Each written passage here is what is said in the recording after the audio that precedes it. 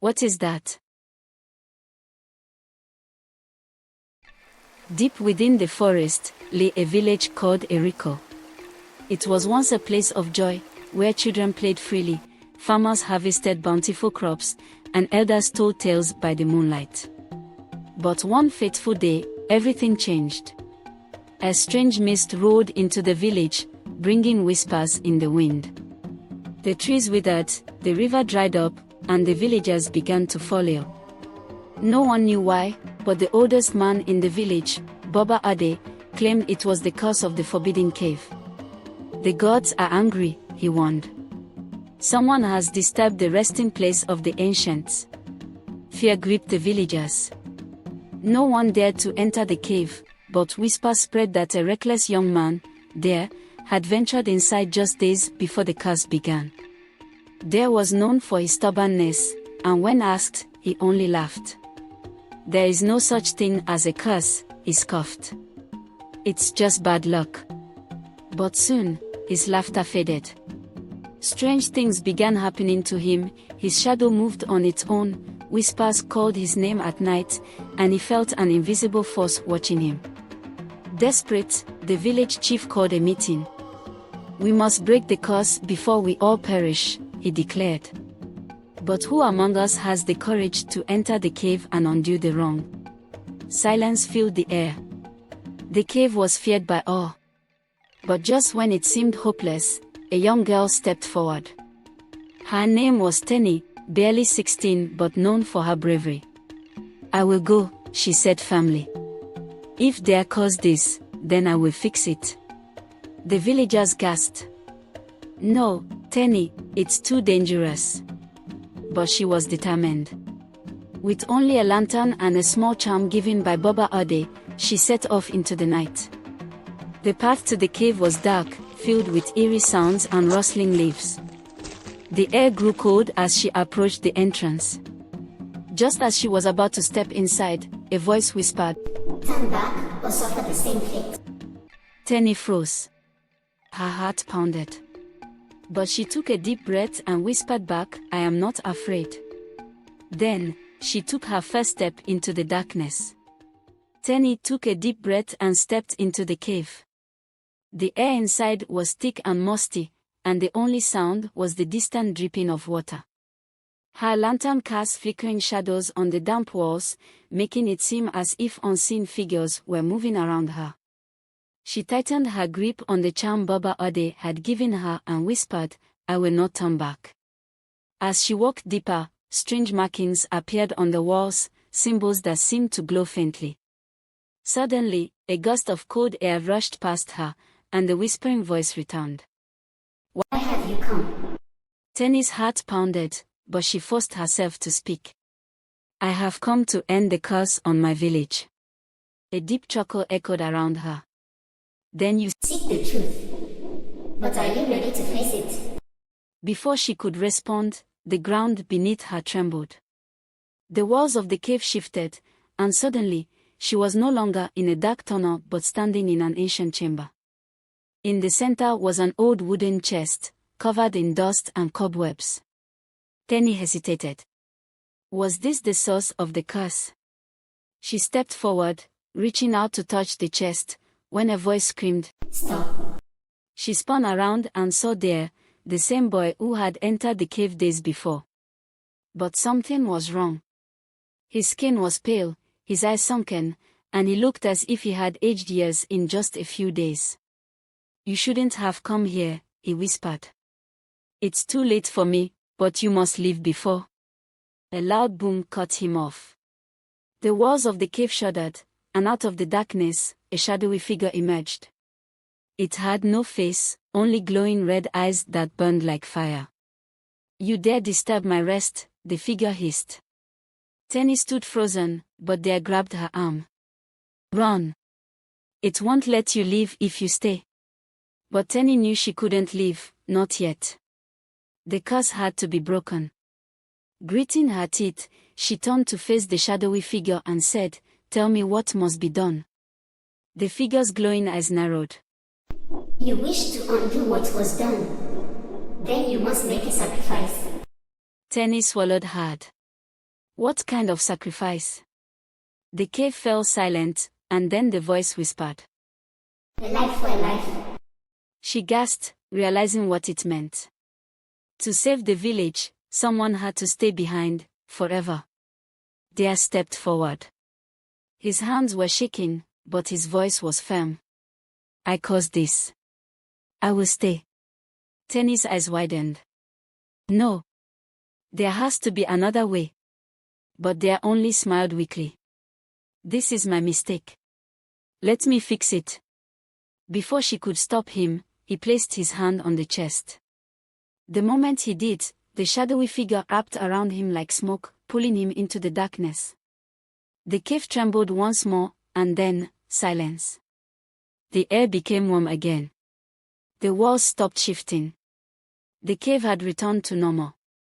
Teni fell to her knees, tears streaming down her face. Dea was gone, but the curse was lifted. She stood up, taking one last look at the chest before turning to leave. As she stepped outside, the first rays of dawn touched her face. In the distance, she could hear the joyous cries of the villagers. The land was healing. But deep in the cave, beneath the chest, Dea's whisper echoed one last time. Do not let them forget me. Days passed since Teni returned from the cave. The village of Eriko was alive again, crops flourished, the river flowed freely, and laughter returned to the people. But despite the celebration, Teni could not forget Dea. His sacrifice haunted her. Every night, she heard his final whisper. Do not let them forget me. She wanted to honor his memory, but something inside her felt unfinished, like Dea was still trapped somewhere in the darkness. One evening, as she sat by the river, Baba Ade approached her. His old eyes studied her carefully. You have been restless, my child, he said. Your heart still lingers in the cave. Teni sighed. It doesn't feel over, Baba. I feel like Dea is still calling out. The old man nodded gravely. Because he is. Teni's breath caught in her throat. What do you mean?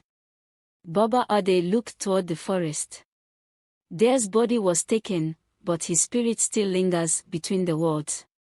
He is neither dead nor alive. If we do nothing, he will be lost forever.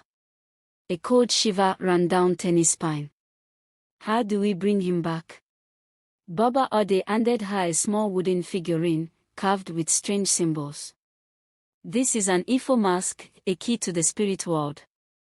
If you are truly willing, you must return to the cave and find the Gate of Shadows. Only there can their spirit be freed. Teni clenched the mask in her fist. She had faced the cave once, she could do it again. But this time, she would not be alone. The journey back. Teni gathered a small group of brave villagers, her childhood friend Kofo, the strong hunter Bod, and the wise herbalist Iya Sade. With torches and charms for protection, they ventured into the forest under the cover of night. The trees seemed to whisper as they walked, and shadows danced along the path.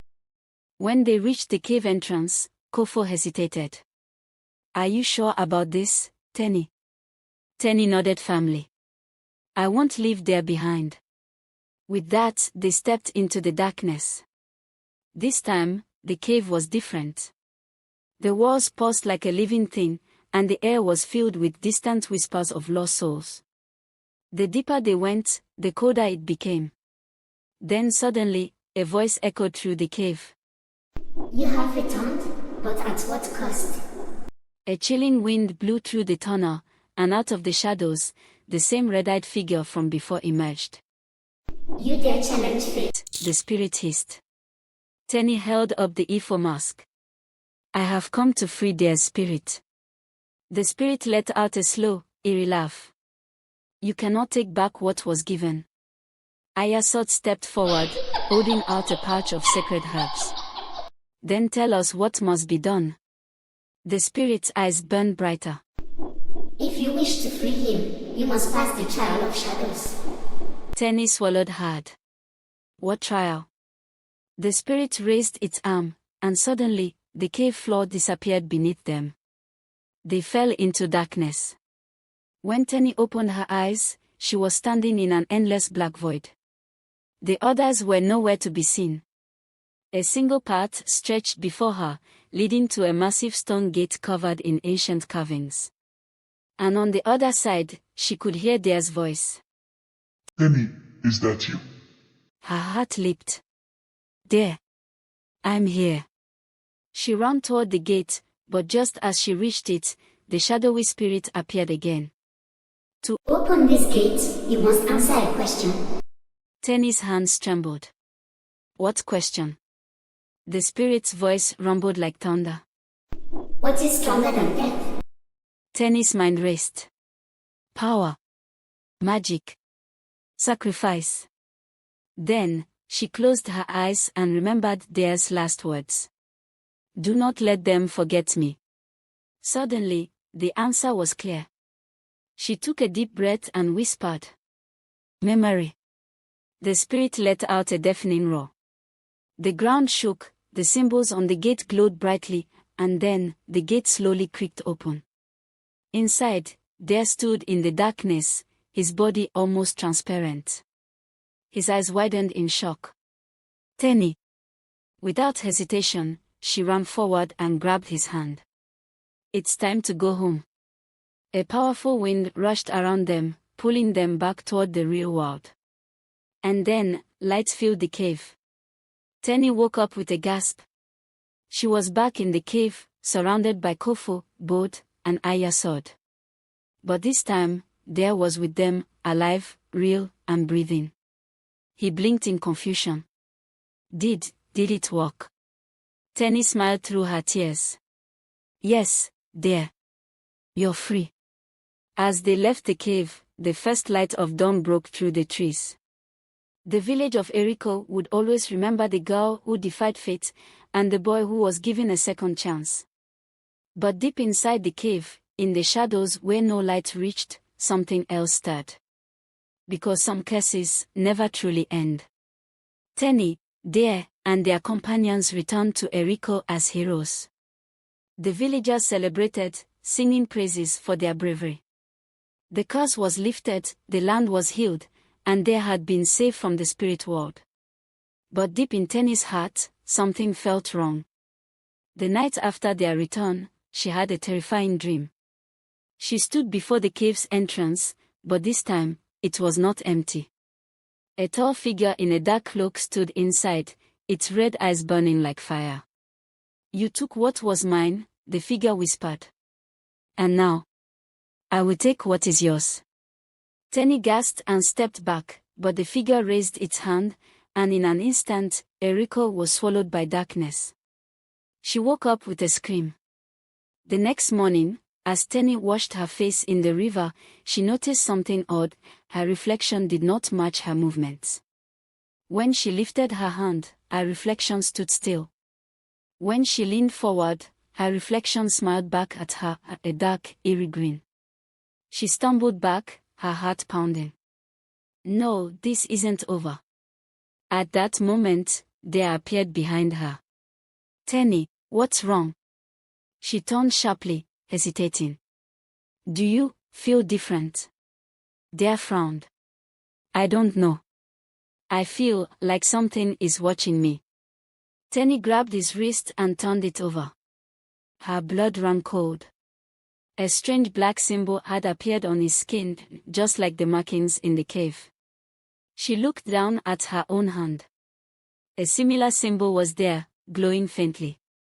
The spirit had marked them. Teni rushed to Baba Ade, showing him the marks. His face darkened. This is bad, he muttered. Iya Sade, who had been listening, nodded solemnly. The spirit does not forget a debt. It let Dea go, but it has now claimed both of you. Dea clenched his fist. So what do? We defeated it once, we can do it again. But Baba Ade shook his head. No. You did not defeat it. You only delayed it. Teni's heart pounded. Then how do we stop it for good? Baba Ade's voice was grave. You must find its true name. A spirit's name holds its power. If you can discover its real name and call it out, you can break its hold forever. Dare frowned. And where do we find this name? Baba Ade's eyes turned toward the sacred shrine on the outskirts of the village. In the forgotten scrolls of our ancestors. But be warned, the spirit will try to stop you. It does not want to be named. A cold wind blew through the hut. Teni shivered. She knew that whatever awaited them would be far worse than the last time. But she had no choice. The real battle had just begun. Teni, Dare, Baba Ade, and Iya Sade gathered at the sacred shrine at the outskirts of Eriko. The shrine was ancient, built by the ancestors long before anyone could remember. Inside, hidden beneath layers of dust and forgotten prayers, were the scrolls of the ancestors, the only hope of finding the spirit's true name. Dare touched the strange black mark on his arm. It had started to burn slightly, like a silent warning. "We don't have much time," he muttered. "Let's find the name before it finds us." Teni nodded, gripping the lantern tightly as they entered the shrine. But they were not alone. The moment they stepped inside, the air became heavy. The torches on the walls flickered, and whispers filled the room. Teni turned sharply. "Did you hear that?" Iya Sade placed a hand on the ground. "It knows we are here," she murmured. Baba Ade moved toward the old wooden chest at the center of the shrine. He ran his fingers along its carvings before slowly opening it. Inside were 3 scrolls, wrapped in red cloth. Teni reached for the first one and unrolled it. The words were written in an ancient language, but her eyes immediately landed on a single word that glowed faintly. Arogunmola. Dare frowned. "What does it mean?" Baba Ade's eyes widened. "That is the spirit's true name." A sudden gust of wind roared through the shrine, and the torches went out. The whispers grew into a loud, distorted scream. "You dare speak my name?" The shadows in the room twisted and formed into a tall, cloaked figure, its red eyes burning with fury. Iya Sade grabbed her herbs and threw them into the air, chanting a protection spell, but the spirit's dark energy was stronger. The ground beneath them cracked, and Baba Ade was flung against the wall. Teni clutched the scroll. "We know your name now. We can break your hold." The spirit let out a terrible, echoing laugh. "Then let us see if you are strong enough to face me." The room shattered, and the 4 of them were pulled into complete darkness. Teni opened her eyes and found herself standing in a twisted, shadowy version of Eriko. The village was silent, the trees were blackened, and the sky was filled with swirling red clouds. Dare stood beside her, his face pale. "This isn't home." Baba Ade groaned, sitting up. "No. This is the spirit's domain. Arogunmola has trapped us here." Iya Sade helped him up. "If we don't get out, our bodies in the real world will die." Teni took a deep breath. She held up the scroll. "We have its name. Now we just need to banish it." But before they could act, the ground cracked open, and Arogunmola emerged from the shadows. His voice rumbled through the air. "If you wish to defeat me, then you must prove you're worthy." Teni's grip on the scroll tightened. "We are not afraid of you."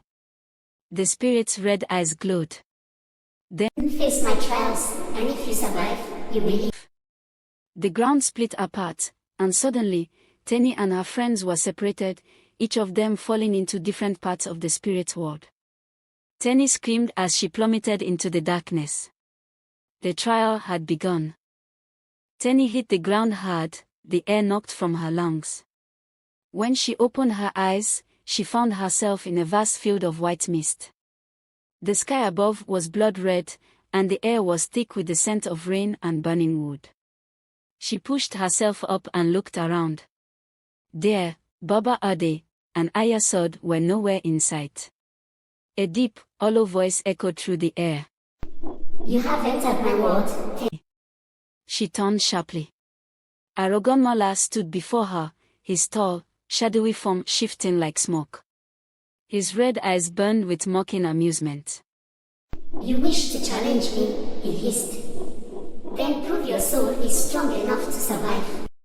Suddenly, the mist around her twisted and took shape, and before her, a familiar figure stepped forward. Her father. Trial of fear. Teni gasped. Papa. Her father had died years ago, but here he was, standing right in front of her, looking just as he had before he passed. His warm eyes studied her, his lips curled into a gentle smile. Teni, he said softly. My child. Tears welled in her eyes. But how? You're gone. He stepped closer and cupped her cheek. No, my dear.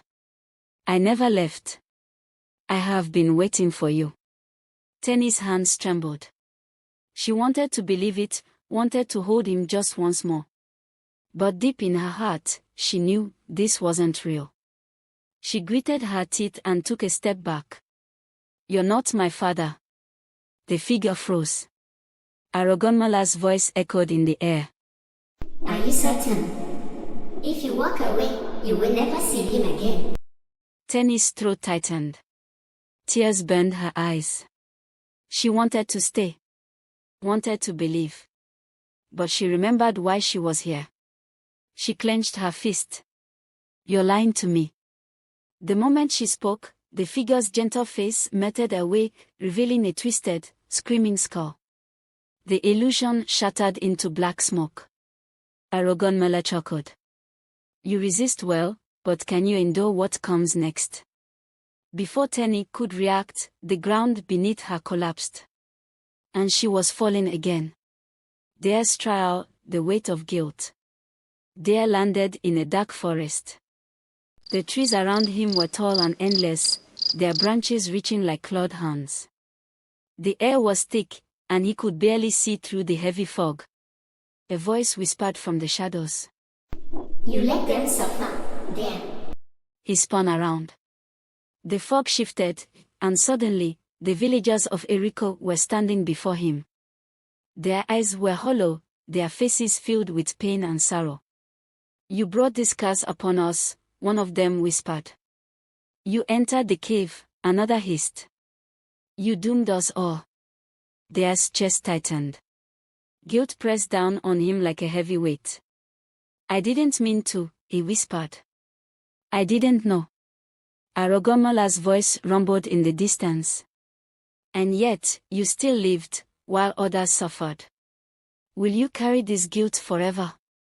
The villagers rushed forward, their hands grabbing at him, their voices screaming his name. Dare fell to his knees, shaking. Was this what he deserved? But then, a memory surfaced. Teni's voice. We don't run from our past. We fix what we can. Dare's hands stopped shaking. He stood up, clenched his fist, and faced the ghost. I made mistakes, he said firmly. But I will make things right. The villagers froze. The fog lifted. Arogunmola's angry growl filled the air. You will not escape so easily. The forest vanished, and Dare was thrown into another nightmare. Baba Ade's trial, the test of wisdom. Baba Ade found himself in an endless library, stretching as far as the eye could see. Ancient books lined the shelves, glowing with strange, mystical energy. He turned, sensing a presence. Arogunmola's shadow loomed behind him. Old man, the spirit mumbled, you claim to be wise, but can you solve the riddle of the ages? A single book floated before Baba Ade, its pages turning rapidly. The words appeared. I walk with you every day but disappear at night. I guide you forward but have no voice. What am I? Baba Ade frowned. A trick question. He closed his eyes and thought. Night, shadow, something that walks but does not speak. Then, he smiled. He opened his eyes and said firmly. A path. The book slammed shut. The library shook. Arogunmola hissed in frustration. You are clever, but knowledge alone will not save you. Before Baba Ade could respond, the books collapsed into darkness, and he was pulled into the void. Iya Sade's trial, the battle of strength. Iya Sade was surrounded by fire. The ground beneath her feet was cracked, and from the flames, beasts with glowing eyes crawled toward her. Arogunmola's voice whispered in her ear. You are old, weak. You cannot fight them. Iya Sade smirked. We shall see. She reached into her satchel and threw a handful of sacred herbs into the air. The flames shifted, the beast hesitated. With a sharp breath, she began chanting an old Yoruba incantation, her voice strong and commanding. The beast snarled, but then, one by one, they turned to dust. The fire died down, leaving only silence. Arogunmola's furious roar filled the sky. You cannot defeat me with tricks. Iya Sade dusted off her hands. That wasn't a trick. That was knowledge. The ground crumbled, and she, too, was pulled into darkness. One by one, Teni, Dare, Baba Ade, and Iya Sade landed in the same place, a giant, empty battlefield beneath a blood-red sky. Arogunmola stood before them, his true form massive, his shadow stretching across the land. You have passed my trials, he hissed. But this is where your journey ends. Teni held up the sacred scroll, her voice steady. No. This is where we finish what we started. The final battle had begun.